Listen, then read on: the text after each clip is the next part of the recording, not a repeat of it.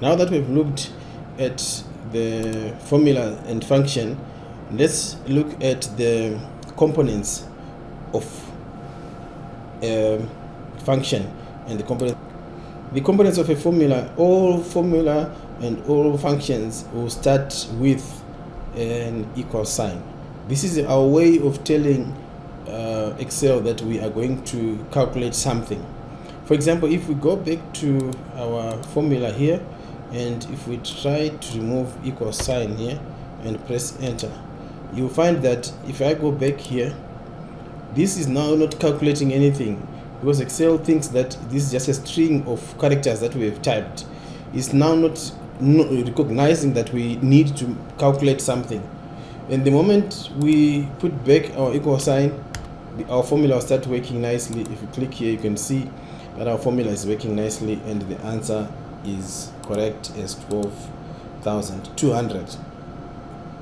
So looking at the components, we have the equal sign, and then we have what we are calculating here.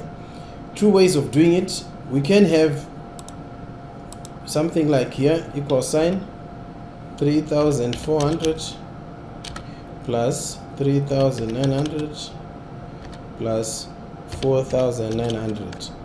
We will still get the same answer as with this one, but the difference here is that we are typing the actual values into the formula.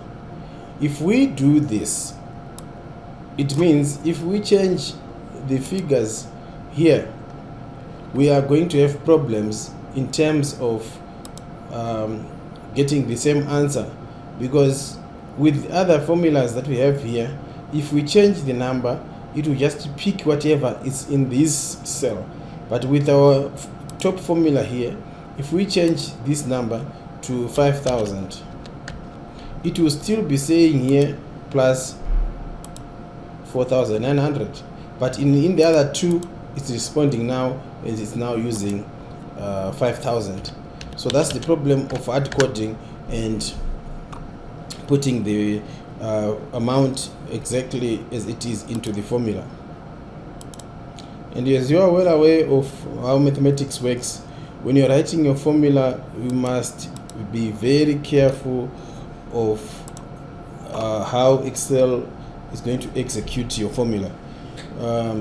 The way this happens is that Excel will take off brackets if there are brackets, and then after that, after brackets, it will look at exponents like 2 squared, or it will calculate that next, and after that it will look at multiplication, and after that it will look at division, after that it will look at addition, and then lastly subtraction. So what am I saying here is, I'm saying if we have a formula like this one, it's just addition, so it will add straight away.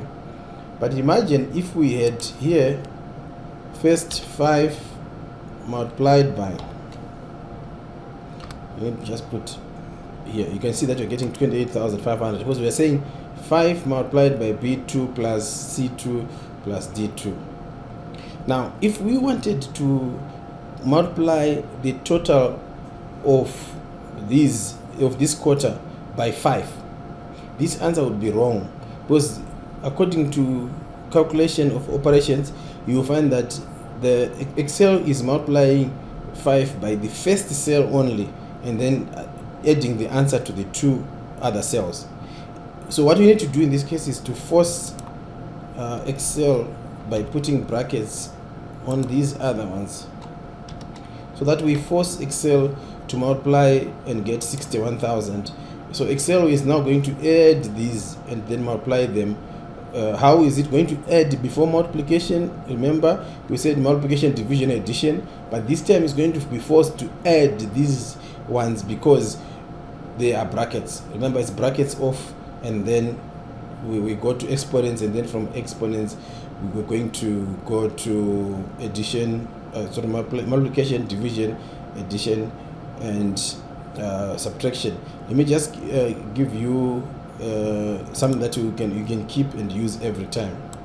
So here's the order of operations table that you can use whenever you are writing your formulas. you must just remember that if you want to have something calculated first, you have to put brackets on it, and then the next that is going to be calculated is going to be the exponents, and then after that division, and then after that multiplication, and after that addition, and then after that then there will be subtraction. So this is the order of operations that is going to be followed. And lastly, on these numbers, if you put in a formula where you don't reference a cell, usually that number will be used as a constant. Like, for example, if I want to multiply every one of these numbers by 5%, then 5% becomes a constant because it's not going to change.